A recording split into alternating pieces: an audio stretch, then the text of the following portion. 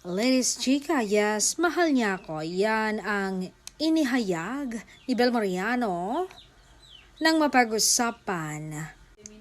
Kung napatunayan niya bang mahal siya ng ganyang leading man na si Donnie Pangilinan. Saan ni Bel? Yes, mahal na mahal niya ako at napatunayan ko yan. Kasi if a man truly loves you during a fight, he won't chill with the other girls. He won't talk to other girls.